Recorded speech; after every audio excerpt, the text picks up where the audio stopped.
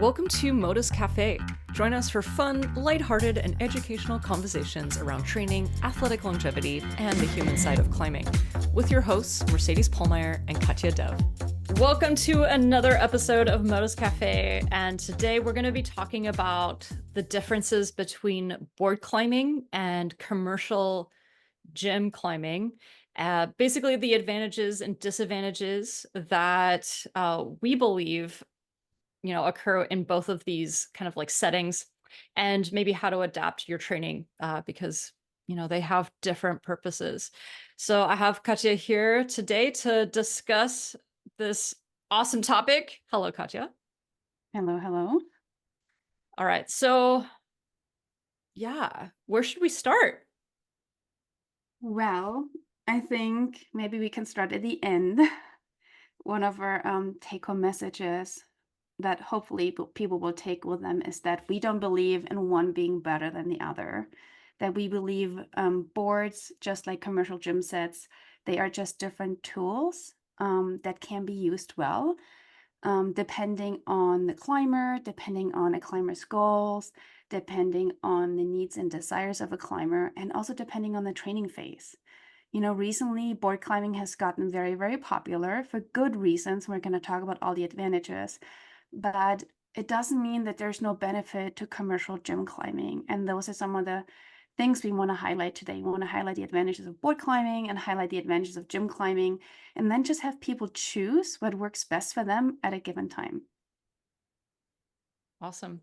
Well, what could be good just to start with is that commercial gym climbing came on for a reason. There's a reason why we have gyms, and it was actually to set climbs that we could train for the outdoors. So, that was the whole purpose. To create a climbing gym was to train for the outdoors. And, they would have climbs like hold sets that were actually granite. Like Vertical World here is one of the first gyms in the country in the United States, and their first hold set were granite holds.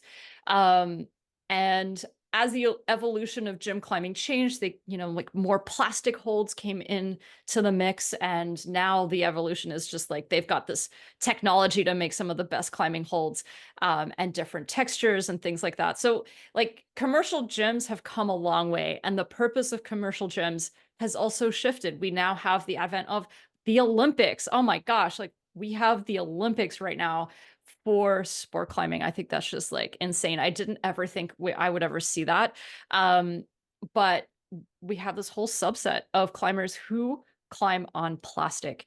And so naturally there's going to be different reasons and different adaptations to commercial gyms versus board climbing versus outdoor.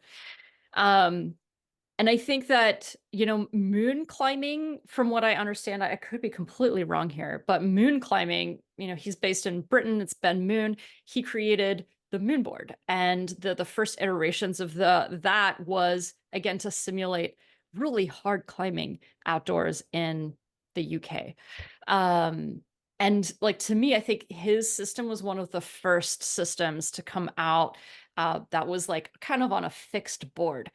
And so like I do wonder if like the moon boards like these days are still actually a lot harder than almost any other board that you're gonna train on. I think it has the roots of just being really hardcore. So yeah, that's like maybe a little bit of history of like both where the board climb kind of came from, and commercial gyms.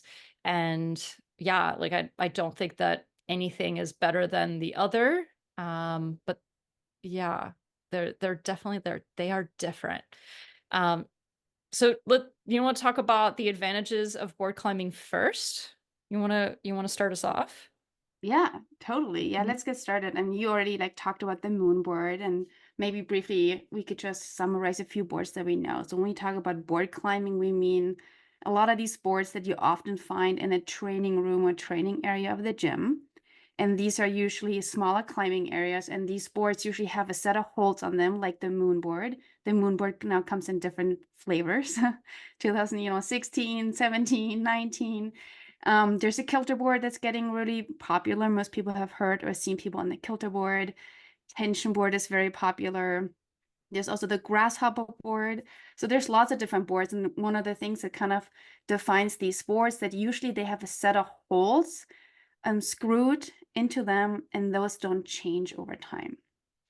And that leads me to the first advantage for climbing on boards. It's not the first advantage on my list here, but it's a big advantage actually of the boards is that the set of holes or the way the holes are screwed into the board, they don't change over time.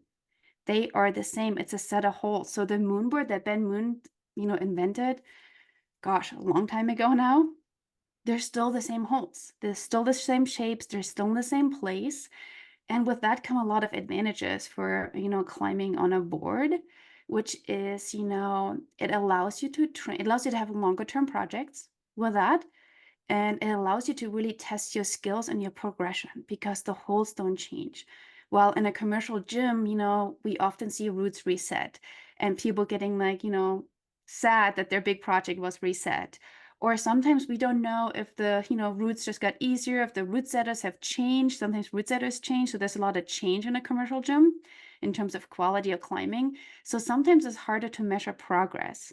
Whereas on boards, because the holds are always the same, it's easier to measure progress because you know what you were able to do last year or what you were not able to do last year. So to me, that's one big advantage to Mhm. board climbing. Yeah, and you also just mentioned the progression, like being able to measure progression on a board is a little bit easier because you can just keep going back to it over weeks, months, and years.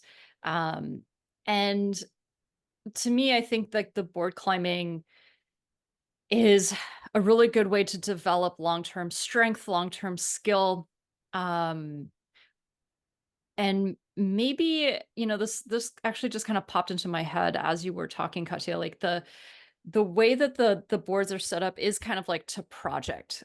Whereas in the commercial gym, maybe those climbs are set up more to test your on-site abilities. Um, because really like they are only up for 4 to 6 weeks. And then, you have to try to climb them as fast as you can. And that makes sense actually, because like gym climbing, it's kind of coming out of this whole movement of competition climbing, and competition climbing is all about how well you can on-site. How smart are you when you're coming up to a climb? So that's like an interesting thought I just had, like I think that commercial gyms are set up more for like, how good are you at figuring something out on the fly, and can make you kind of like maybe a smarter climber. Not saying that board climbing can't do that, but I think board climbing has this sense of like grit, like you have to try really Yeah, hard, and physically, and yeah. yeah, physically have to try hard. And as you get better at climbing, your tolerance for pain has to go up. And that's especially true as you get really good at board climbs. Those holds get a little bit more painful in the best way possible.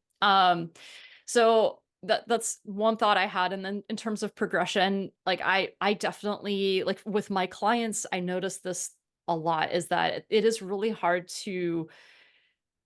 for them to continuously test, like, maybe once a month, like, "Where am I at?" Like, I don't know, like, maybe this setter set a thing that's a little softer in this color range, at the BPs we use the circuit colors, and so the circuit colors, they're over 3 grades, like, blue could be V4 to V6, and so you don't really know what grade you're climbing, and I think mentally that can be difficult if you're using that as a measure of your ability. I love circuits and not knowing the grades, honestly. I think it's wonderful. But, if we're talking about measurement and using it as a training tool, it can be a little difficult, um, yeah, long term to know where you're at. Yeah, that's definitely a big advantage of the boards that I see. And kind of like along these lines of using as a training tool, another advantage, I'm going to just put two advantages together right here. Another advantage is that the style is often more similar to outdoor climbing, specifically outdoor bouldering. Again, this is also part of the reason why they were invented in the first place. And this is a big reason why people like to use them. And similar to what you said, it's just like they teach you a little bit more to just really try hard on you often small or uncomfortable holds with not very great feet. And with that, on boards, we often find that the angles can tend to be steeper than on commercial gyms. Now, some commercial gyms do have really big roofs that you can really get some steep climbing in, but often the terrain that is pretty steep in commercial gyms, again, depending on the gym, is not that big. So for people to practice steeper climbing, that's really an advantage I see on the boards, which are nowadays also often adjustable. So on top of that, you can now also make it even steeper if you want to. And even better, one of the things I do love about the boards is you can adjust the angle to a lower angle, start projecting, and then slowly increase the difficulty to make it steeper so you can progress very naturally. So that's a huge advantage of board climbing, at least the ones that are adjustable, but even just having steep angles and a consistent steep angle, I think is very advantageous, especially in combination of the small holds. Mhm. Yeah, and I think that the engineering of the holds on these training boards, I don't know, is much more superior to the holds that you can find out in commercial gyms, because the people who created these training boards, they have spent hours and hours, like they are the uber nerds of climbing and like hold design, like Will England, he's a friend of mine. I think he has just spent years thinking about one or two holds, and so like the thought that gets put into these holds for training boards, they're designed to hopefully be ergonomic, to develop certain types of forces, to mimic certain things outside, which is very different to commercial gym climbing. I think we don't see as many crimps or like nice crimps on commercial setting, that they look very similar in the way that they're created. And so it might not always prepare you for crimping outdoors, whereas like the training boards for sure, they're gonna really like prepare you the best. And I would say like in terms of finger strength, the advantages of board climbing is that it does increase total body strength, and it can work your finger strength really well to the point where maybe you don't even need to do Mm, hangboarding. You can use the board as your finger trainer at the same time. So it is yes. an efficient way of training. Yes, and I should add right here, this is a part one of a series that we want to do. We will actually record a part two where we talk about how to get started on board climbing, and we're going to give some training suggestions then. So if you're interested in training on a board, which that's what I will add too, most people think about board climbing as a training tool versus commercial gym climbing tends to be thought of as more just fun climbing. I'm going to just climb for fun. But as Mercedes said, you can actually, use the board for finger training. And Mhm. so we'll talk a little bit more about this in part two. So if this interests you, come back for part two. And kind of to go along with that theme of training, I also feel like that board climbing really tends to force tension more often. So it's a really great tool for practicing tension in a more not conscious way, in a more I don't know. I don't have a word for it, like thoughtful way or in a more like obvious way. Like it's just like when you climb on the board, you cannot not have tension unless you jump to everything and you cut your feet.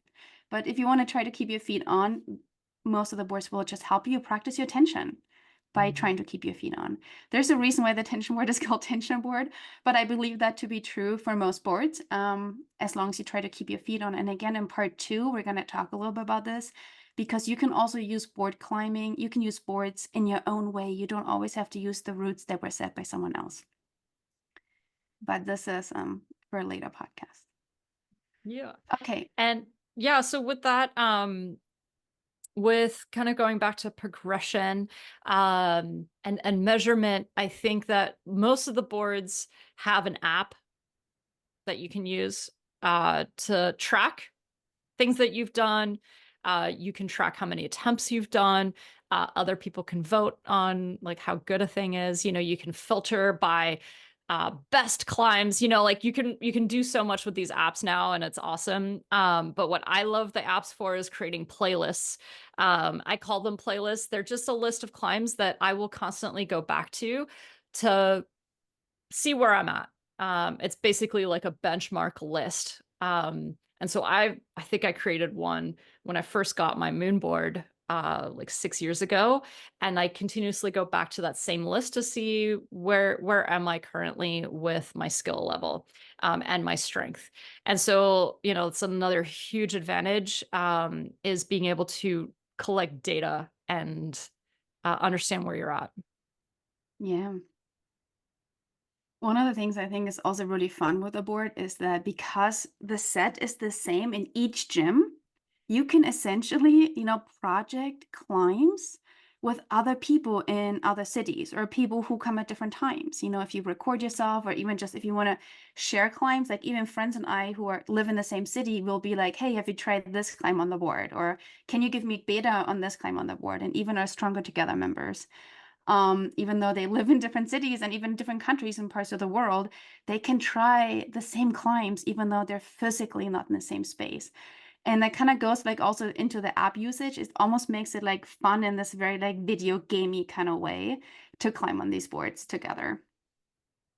And at the same time, I also think it's one thing that people actually don't maybe realize and think about so much when they climb on boards is you can set your own routes. Everybody who uses the board, they can set their own routes and enter that route into the app. So then it makes it even more fun when you set a route and then you challenge a friend to do it. So I think that's really fun and wonderful about board climbing. Yeah, yeah, that's awesome. Um, okay, so we have a couple more here. Um, so the physicality of training on a any kind of training board is that you will have to go a little bit more dynamic. Some of these boards, depending on the angle and like the type of holds, they're gonna set very dynamically. Um, so it does force you to try to like climb out of your comfort zone and maybe even out of your reach. Um, this can be really good. It could also not be great for like if you feel like you're a shorter climber, like everything is maybe at your disadvantage. But I think especially for short climbers, these training boards are wonderful because it does force you to hold tension, to be precise on these really big moves. And even if it's not a big move, because most of the angles on these boards, they sometimes just naturally set at like 30 or 40 degrees when you come into the gym. The angle itself forces you to be dynamic, So um, I think if you struggle with being dynamic, these boards can help you understand how to generate force on almost any position. Yeah, totally. And with that, we have 1 point left, which is one point I should say for the advantages of board climbing before we move on to the disadvantages. We're not done yet with this podcast. Um, I find one big advantage with board climbing too is if you end up climbing for a while and you're getting pretty strong, one thing that's an advantage is that there's no upper limits in terms of difficulty on a board. What do I mean with that? Well, most gyms, and I've only been at a handful of gyms, so I can't speak, maybe it's not your gym, but most gyms that I've been at, if you start climbing V8 plus, the types of climbs that you can climb on a commercial gym set, they start to thin out. There just often tend to not be as many climbs in like the V8 plus range. So if you're someone who's a really strong climber and you want to, test yourself and get better at climbing, that might just be practically speaking a lot harder on a commercial gym set. So that's one thing that's really great about board climbing is there's just a ton of really hard climbs into the double digits that you can test yourself on. Yeah, totally. Um, and if you're listening to this and you are thinking of some other advantages that you'd like to share with us, just drop them in the comments. We'd love to hear maybe some of your reasons why you love using training boards. We always love to share that. All right. So, what are some of the disadvantages of board climbing? Well, let's see. I'm trying to think of like the number one disadvantage. You know, I think I think that for new climbers, to me, I think this is the biggest struggle with board climbing is that it feels really intimidating. And especially if you're coming up to the board and there's like a crew of people using the board, you're like, I don't really want to go and try my first time, like my first attempt on a board climb when there's a crew of people watching you.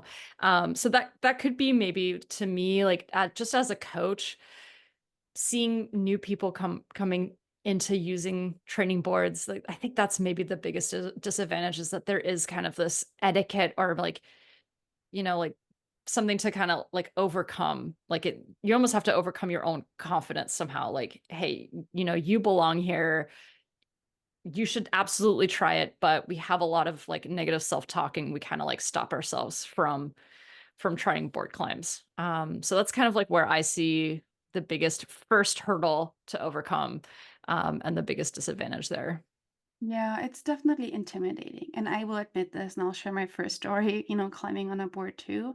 Because it's intimidating, one, because, what most people tell us, so Mercedes and I, what we hear from clients a lot is that there's often like these strong people on the board and people don't feel like they belong. And now part of why we're recording this podcast episode is we really do believe everybody belongs there. But we also recognize that it's difficult to get started on the boards for several reasons, which is why we're going to have a part two to this podcast episode, which will talk about how to get started for people who have not climbed on boards before. Because not only is it intimidating because it tends to be busy and full of strong people, and it's hard to just jump in there, but it's also physically, literally just hard to get started. I remember the first time I climbed on the moon board, I was, climbing V5. I was decently strong when I went to the moon board, and the easiest climb on the moon board was a V4, which I'd done many V4s of, but I could not do any of the V4s on the moon board. Like V4 was not a hard climb to me at that point, but my ego was crushed. I did not have any fun. I don't even know why I returned. And I think it was like maybe 6 months before I did. So I want to share this. Like, it is often really hard when you feel like you have a certain skill level and you get on the board and you're just like being reset in terms of your skill and strength level. It will feel hard for most people to get started on boards. And partially because it's also so different than gym climbing. So we're not used to that style, and it's physically, demanding. So we're going to give some tips for Mm. people to get started, but just be aware when you start on boards, it might feel really hard because they also just tend to be sandbagged sometimes. V4s on the moon board, let me tell you this. What's the hardest? I think the hardest I've climbed on the moon board, I think might have been a V7 benchmark, which benchmarks tend to be pretty hard. And let me tell you, some of the V4s they are harder than that. So it's really wild how the grades differ depending on, skill level and body shape and size and all these things, of course. But just be aware, it can be really hard to get started on board climbing. Definitely a big disadvantage. But just Yeah. because it's hard, it doesn't mean you can't do it. We believe you Hmm. can, and we're going to help you Hmm. with that. Yeah. Okay, one of the Um, biggest, yeah. yeah, well, I think like after that, like the disadvantage, like why you shouldn't just spend all of your time on a training board is because it is kind of like what we call like a fixed angle, or it's like two-dimensional. Commercial gym climbing offers such a variety of movement, which you potentially will encounter outside, especially topping out. So if you're lucky enough to have a gym that has top out boulders, those top out climbs are going to teach you so much about bouldering outside. Down climbing. I wouldn't recommend down climbing on a board climb. You can't really do that. It would be very, very difficult to do. Um, but you have to learn how to down climb if you're going to be climbing outside. And the best place to do that is on a commercial gym. So, like variety and movement is going to be very limited on a board climb. And it's almost like you've got blinders on when you're training on a training board. You don't get to see all of the other movement that's possible. So I would say Yeah. that's one big disadvantage. Yeah, totally. So, yeah, while you can sometimes adjust the total angle of a board, the angle itself, you'll never have two angles at the same time like you might have on a boulder. Let's say you might start on a roof, but then you have to maybe pull a bulge or like you pull over onto a vertical section and then finish on a vertical section. So this idea of being able to pull hard on a roof and then finishing on a slab, for example, like those things where you just need to use a variety of tools in your toolbox, you will not find it on a board. Even if you change the angle will still be the same from the beginning of the climb to the finish of the climb. And so that's kind of like, I call it very two-dimensional in that climbing. And on top of that, what Mercedes said, there's a smaller subset of movement you can do altogether. For example, there's some boards do have slopers, but even the way the slopers are used is very minimal. There's no slab on board climbing. It tends to be very much focused on like pulling hard and like this very two-dimensional movement, like dynamic movement, strong movement, strong hips, lots of hip dynamics, but maybe fewer heel hooks. Yeah, you can heel hook on the boards for sure, but on commercial gyms, you get lots more practice on heel hooking because the holes tend to be bigger. And just the change of angle while you climb can be different. You can have more traversy routes and things that way. So I think that's definitely a disadvantage of board climbing, but that would be if you only climbed on the board. So I think that's an advantage of gym climbing. Actually, this is a funny story. And I don't want to name names because I don't know if it's okay, although I bet it's okay. But I used to climb with this really strong climber who I know everybody listening to this podcast knows him, but he's so strong. I remember climbing on the moonboard with him, and I said, "Oh man, yeah, I really need to climb on the moonboard because it really, teaches me and helps me practice my weaknesses, which is just pulling really hard, going really big, all the things you talked about earlier, Mercedes." And his response was really awesome because he's a typical, you know, I say typical, like maybe what we think of an average, like male climber who's really strong and really good at pulling hard, but has very minimal flexibility and sort of minimal like slab type climbing skills. If there's crimps, he can pull really hard, but if the climbing requires a little bit more movement oriented focus, he's not as good about it. But he was very self-aware. So while I said, "Oh man, the moonbird is really good for me to train," his response was like, "Well, I really should be climbing out there." And he pointed to the commercial gym set because he was recognizing that there's movement patterns that he could learn from a commercial gym set. So I thought it was really beautiful for him to recognize that. And maybe that's also part of this podcast. We want to emphasize how different climbing sets, whether or not board or commercial gyms, have different advantages really for different people. And Mm. I certainly love doing both. I don't love all the gym sets and I don't love all the boards. But sometimes I also ask myself, well, why do I not like this type of wall? And maybe that wall will teach me something because I don't like it. Mhm. Okay. Let's talk about training on the board, and the disadvantage of a training board is that it's not a great place to train endurance. Like, it's actually really easy to get injured on a training board. It's really easy to overdo it. If you don't have a lot of experience on a training board, yeah, you have a higher risk of injury. So that's a huge downside. Finger injuries, shoulder injuries, those are kind of like the top two we see on board climbing. So you just got to be careful.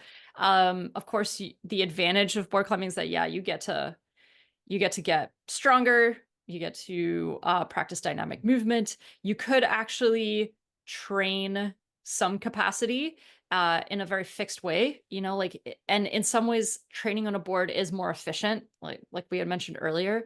But again, you're kind of like missing this whole other piece, which is like endurance and volume, and you won't get a lot of that on board climbing.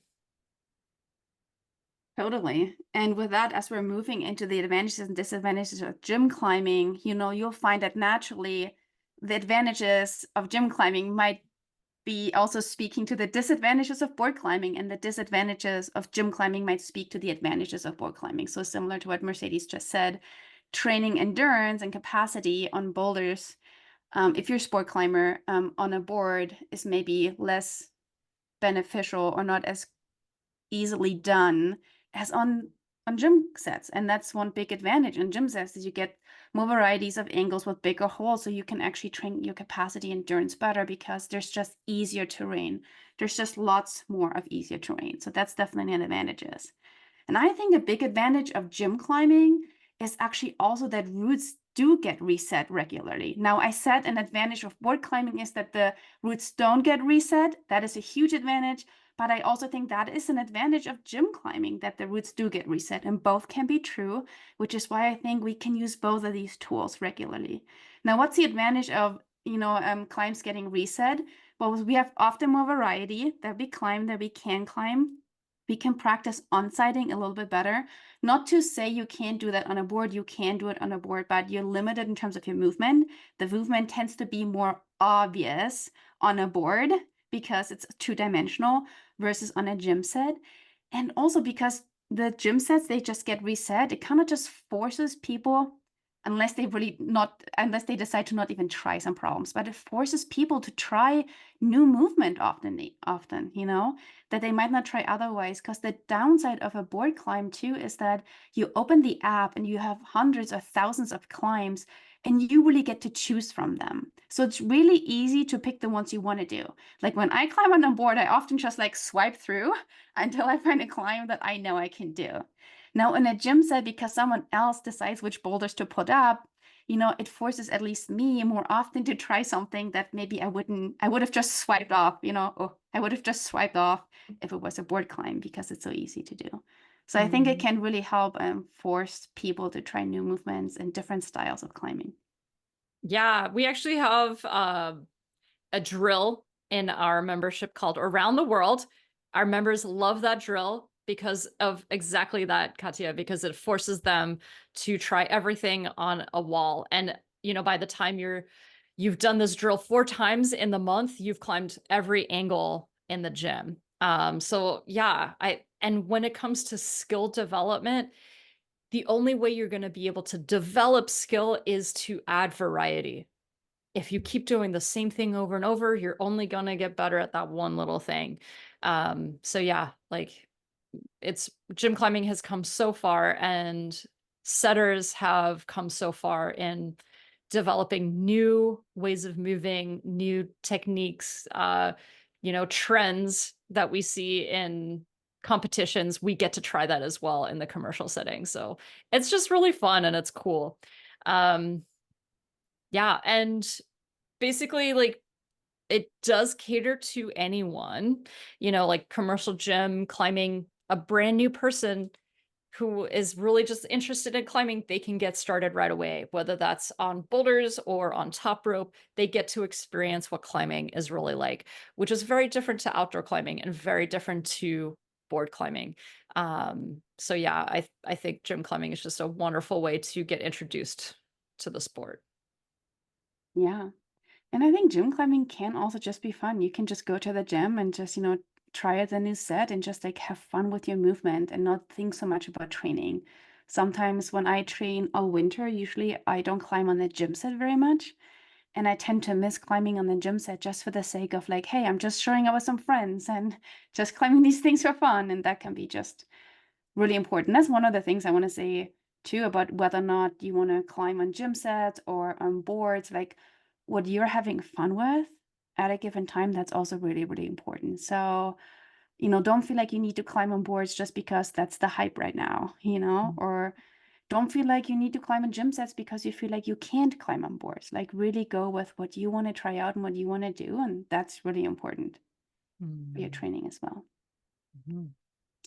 Alrighty, and with that, should we just dive into the disadvantages of gym climbing? I think some of these things we've already said, but we can just briefly summarize some of them because there are some disadvantages. I will say actually a big Yeah. disadvantage I would say for gym climbing is it really depends on the gym. That sounds really funny, but that's actually really important.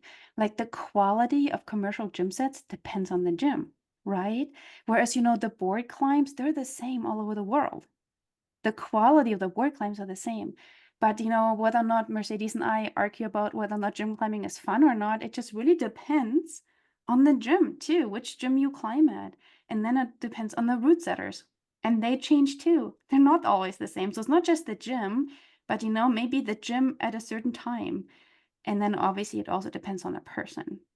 Mm, But some gyms have really high quality routes and some gyms maybe not so much. But again, mm. the quality also depends on the observer. So, Yeah. and some gyms, and I think that's where board climbing is getting so much hype right now, because some gyms, and I will say, like, the bouldering project is pretty famous or infamous for that, depending on who you are, is this idea of gyms setting more and more trendy routes or more and more jumpy routes or coordination style moves. And not everybody likes that. And certainly the boards are very different. I mean, not the jumpy, because you do jump a lot on the board too. You just usually jump in one direction and not sideways. So it's a little different. The jumps are different, but you still jump. But yeah, I'd say that's a big disadvantage, is that it really so much depends on the setters and the type of gym Mhm. too. And it might just not be fun. Yeah, I do think that